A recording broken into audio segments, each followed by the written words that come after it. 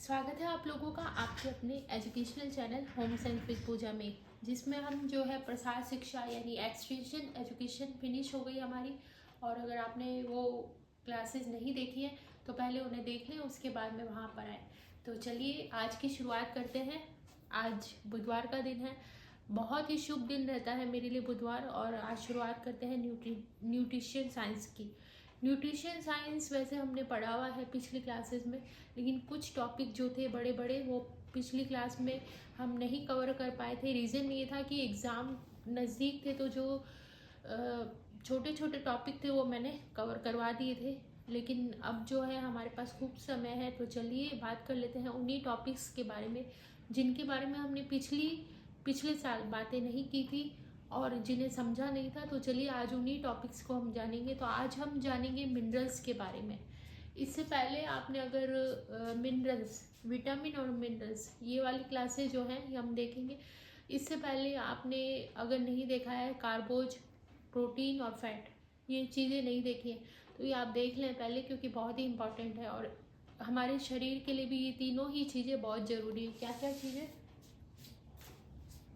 CHO, protein और fat, ये तीनों ही क्या है? मैक्रोन्यूट्रिएंट हैं।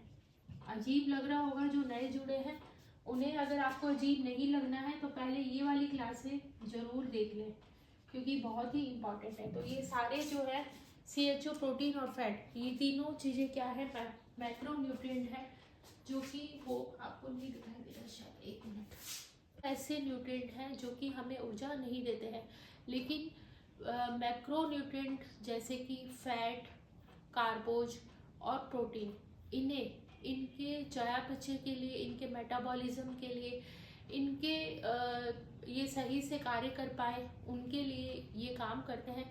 इसके अलावा भी हमारे शरीर में कई कार्य होते हैं, लगातार हम श्वसन करते हैं, उत्सर्जन करते हैं, ये सारे काम जो इंटरनल पार्ट्स हमारे करते रहते हैं लगातार, तो उनके लिए भी विटामिन और मिनरल बहुत ही ज़रूरी है और बहुत ही कम मात्रा में इनकी ज़रूरत है, ना तो बहुत ज़्यादा और ना बहुत ही कम। अगर ज़्यादा हो जाता है तो भी दिक्कत है मिनरल और विटामिन, और कम हो जाता है तो भी। अगर हमारे शरीर में खनिज की मात्रा ज़्यादा हो गई है तो हमारे शरीर में विषाक्तता उत्पन्न हो जाती है, पॉइजनस जो है वो शुरू हो जाती है, हमारे शरीर में पॉइजन बनना शुरू हो जाता है। आपने देखा होगा, इन्फेक्शन के बारे में सुना होगा, तो वो इसी के कारण होता है। इन्फेक्शन फैल जाता है शरीर में और हमारा शरीर जो है नीला पड़ जाता है। रीज़न यही है कि जो हमारे शरीर में मिनरल्स होते हैं वो उनकी मात्रा हमारे शरीर में ज़्यादा हो जाती है, इसी वजह से हमारे शरीर में जहर बनना शुरू हो जाता है। तो ये है। और अगर कम रह जाते हैं तो फैट, प्रोटीन और CHO यानी कार्बोज अपना कार्य सही से नहीं कर पाते, तो ये हम जानते हैं। तो ये थोड़ा बेसिक नॉलेज था जो कि आपको देना जरूरी था। चलिए शुरू करते हैं आज की क्लास। मिनरल के वर्क, संतुलन बनाना। अभी हमने बताया कि संतुलन का कार्य करता है मिनरल। हमारे शरीर में फैट, प्रोटीन, CHO इन सब की मात्रा को संतुलित बनाने का काम करता है मिनरल। परासरण दाब या ऑस्मेटिक प्रेशर, ये क्या होता है? यानी हमारा शरीर जो है लगातार कार्य करता रहता है, जो इंटरनल पार्ट्स हैं वो लगातार कार्य करते रहते हैं और ये लगातार संकुचन और प्रसारण का कार्य करते हैं, हमारी आते हैं। इसके अलावा हमारे जो जननांग है वो भी लगातार ऑस्मेटिक प्रेशर उनमें चलता रहता है। तो इस ऑस्मेटिक प्रेशर का मतलब होता है सिकुड़ना और फैलना। सिकुड़ना और फैलना, हार्ट में भी यही चलता रहता है, फैल रहा है, सिकुड़ रहा है, फैल रहा है, सिकुड़ रहा है। तो ऑस्मेटिक प्रेशर को बनाए रखने का काम भी कौन करता है? विटामिन ही करता है, मिनरल करता है। अकार्बनिक, ये जो मिनरल्स होते हैं ये अकार्बनिक होते हैं, मतलब इनमें सी नहीं होता है। सी यानी कार्बन नहीं होता है, यानी ये जलने के बाद कुछ तत्व छोड़ते हैं। एग्जाम्पल के लिए ये कुछ तत्व छोड़ते हैं। एग्जाम्पल के लिए जब इंसान की, व्यक्ति की डेथ हो जाती है, उसको जला दिया जाता है, तो आपने देखा होगा कि पूरा शरीर जो है जल जाता है, लेकिन आपने ये परंपरा भी है हमारे हिंदुओं में कि फूल चुने जाते हैं। तो ये फूल होते क्या है, बेसिकली ये जो फूल जिनको हम कहते हैं ये क्या होती है, बोन्स होती है, बोन्स के टुकड़े होते हैं जो कि जिनमें कार्बन नहीं होता है। कार्बन नहीं होने के कारण ये जलते नहीं है और ये मतलब कभी भी समाप्त नहीं हो सकते।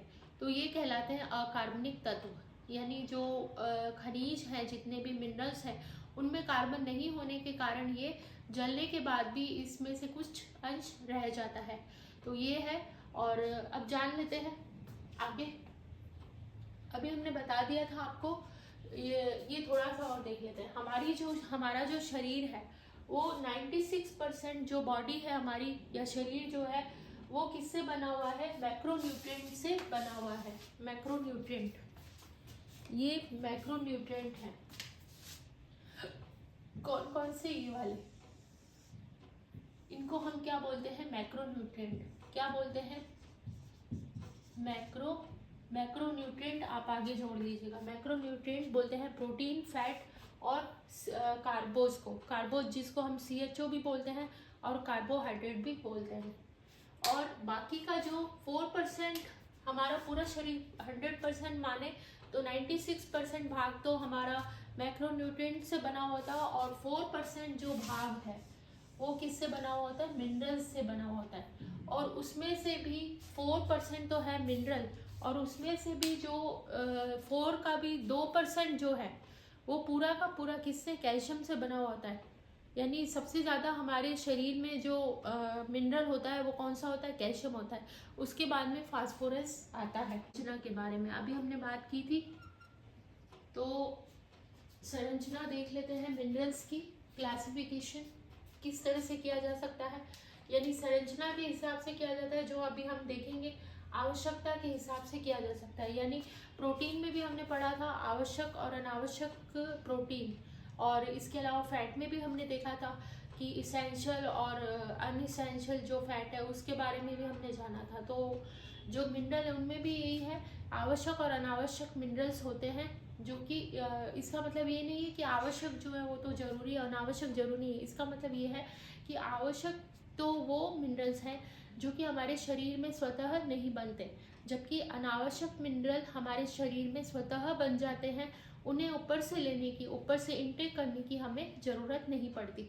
इसीलिए इन्हें अनावश्यक मिनरल, अनावश्यक प्रोटीन या अनावश्यक फैट कहते हैं, क्योंकि ये हमारे शरीर में स्वतः ही बन जाते हैं और इनकी मात्रा भी हमारे शरीर में बहुत ही कम ज़रूरत पड़ती है। चलिए बात कर लेते हैं। आवश्यकता के आधार पर हमने बता दिया, और संरचना के बारे में हम बात कर लेते हैं। तो कैल्शियम का भी हमने बताया था 2.1% जो है कैल्शियम होता है। फास्फोरस 1% होता है। मैग्नीशियम 0.5% होता है। और इसके अलावा पोटेशियम 0.35% होता है। सोडियम 0.15% होता है। तो ये है इसकी कुल जो संख्या है। तो ये आप इस तरह से देखिए, 4% हो गया ये टोटल, ये 4% हो गया, 2.1 तो ये कैल्शियम ही हो गया, ले गया है। फास्फोरस 1% हो गया, फिर इसके बाद में आपका आधा जो है वो इसमें आ गया और ये इसमें आ गया। तो ये क्या बन गया, 4% जो है मात्रा इसकी लगभग 4% जो है हो गई। इसके अलावा जो अनावश्यक हैं, जिन्हें ट्रेस या गौण मिनरल भी कहते हैं, तो गौण या ट्रेस या अनावश्यक कुछ भी कह सकते हैं, और कोई भी वर्ड एग्जाम में आ सकता है। तो ये जो गौण है, अनावश्यक है, जो कि शरीर में स्वतः ही बन जाते हैं और साथ ही बहुत ही कम मात्रा में हमारे शरीर में ये लगते हैं। तो ये कौन कौन से हैं, मैग्नीज है जिसे Me से हम डिफाइन करते हैं। लोहा है जिसे Fe कहते हैं। तांबा जिसको कॉपर इंग्लिश में कहते हैं, तो हम CO उसका ले सकते हैं। एल्यूमिनियम, और साथ ही आपका आता है ब्रोमीन और सिलेनियम जो है आता है। तो एक बार स्क्रीनशॉट जरूर ले लें आप, 2 मिनट स्क्रीनशॉट ले लें आप इसका भी आपने ले ही लिया होगा। चलिए अब आगे बात करते हैं। ये आ गया हमारा, इनकी परसेंटेज हमने देख ली यहाँ पर। और आवश्यक में यही वाले हैं, कैल्शियम है, फास्फोरस है, पोटेशियम है, सल्फर है, मैग्नीशियम है और सोडियम है। शरीर में जो 4% मिनरल है उनमें से भी 2.1 तो कैल्शियम ले जाता है, साथ ही 1.1% जो है फास्फोरस का रहता है। तो ये तो इम्पॉर्टेंट है और ये याद रखना है हमें। और एक चीज़ और याद रखनी है कि ये जो आपका होता है कैल्शियम फास्फोरस होता है, इसके साथ में एक विटामिन जरूरी है। वो कौन सा है? Vitamin D. ये तीनों फ्रेंड कहलाते हैं, ये तीनों जो है ये फ्रेंड है। विटामिन डी, अगर ये इनमें से किसी एक की भी कमी हो जाती है तो हमारे शरीर में जो भी वर्क इनके हैं वो सही से नहीं हो पाते। तो कैल्शियम, फास्फोरस और विटामिन डी ये तीनों मिलकर एक साथ जो है फ्रेंडली वर्क करे तो हमारा शरीर अच्छा रहता है, अगर सही से कहें। और अगर अनफ्रेंडली हो जाए या एक दूसरे से इनकी लड़ाई हो जाती है तो फिर हमारा शरीर जो है अच्छे से वर्क नहीं कर पाता है। चलिए, अब इनके वर्क तो हम आगे देखेंगे ही। अब हम गौण खनिज की जो है परसेंटेज देख लेते हैं, एक बार नज़र मार लेते हैं। वैसे तो आवश्यक वाले जो हैं वही हमें याद करने हैं अच्छे से, लेकिन फिर भी एक बार नज़र ज़रूर मार लेनी चाहिए और आप इस पे स्क्रीनशॉट ज़रूर लेते जाइए। गौण खनिज जिसको हम ट्रेस भी बोलते हैं, अभी हमने बताया था आपको, इसको हम क्या बोलते हैं? ट्रेस मिनरल भी बोलते हैं और अनावश्यक तो बोलते ही हैं। तो ये कौन से हैं? पहला तो आपका लोहा है। लोहा यानी लोहा हमारे आयरन जो कि ब्लड बनाने का काम करता है, लेकिन इसकी बहुत ही कम मात्रा हमारे शरीर में लगती है। अगर थोड़ा भी ये ज़्यादा हो जाए तो हमारे शरीर में जो है जहर फैल जाता है, पॉइजनस हो जाता है ब्लड। तो ये 400 यानी 004% इसकी ज़रूरत पड़ती है। किसकी? लोहे की। तांबा जिसको हम कॉपर कहते हैं, और इसकी ज़रूरत हमें पड़ती है 00030 है। देखिए इसे याद करना कितना इजी है। यहाँ पर 20 है, 2 की टेबल में 4 आता है, ऐसे याद कर लीजिए कि 2 0 आएंगे और 4 आएगा तो लोहा आ गया आपका, है ना। और इसके बाद में तांबा जो है इसमें 15 लिखा हुआ है और 3 की टेबल में 15 आता है, तो 3 0 आएंगे और 15 आएगा, परसेंटेज आगे लग जाएगा। आयोडीन जो है, जो कि नमक में सबसे ज़्यादा होता है। इसके अलावा एक समुद्री जो मछलियाँ होती हैं या समुद्री फल सब्जियाँ वगैरह होती हैं उनमें सबसे ज़्यादा आयोडीन की मात्रा पाई जाती है। तो ये जो है 4% ही और 4 ही 0 है, तो ये याद रखना है। मैग्नीशियम जो है वो 3% जरूरी है और 0 भी इसमें 3 ही है। कोबाल्ट बहुत ही कम जरूरी है हमारे शरीर में। जिंक की बहुत ही कम जरूरत पड़ती है। जिंक से आपको एक चीज़ याद आई होगी, जिंक आपको याद होगा, ये वाला देखिए, आपको याद होगा कोरोना के समय में हमें जिंक की टैबलेट दी गई थी, अगर आप लोगों को याद होगा तो जिंक की टैबलेट दी गई थी। और ये क्यों दी गई थी वैसे तो हम इनके बारे में डिस्कस करेंगे, पर एक बार बता दूं जिंक का काम क्या होता है। जिंक जो है टेस्ट को पहचानने का काम करता है, मतलब हम जो जीभ से हमारे टेस्ट को पहचान पाते हैं वो कार्य जिंक का होता है। और कोरोना के समय में हमारे शरीर में जिंक की ही कमी हो गई थी, इसी वजह से हम किसी भी चीज़ की स्मेल और किसी भी चीज़ का टेस्ट नहीं पहचान पा रहे थे, इसीलिए डॉक्टर द्वारा हमें जिंक की टैबलेट्स सजेस्ट की गई थी। तो ये जिंक जो है क्या करता है, टेस्ट बताने का और साथ ही किसी भी चीज़ को पहचानने के लिए स्मेल का पता लगाने का कार्य करता है। कौन करता है? जिंक करता है।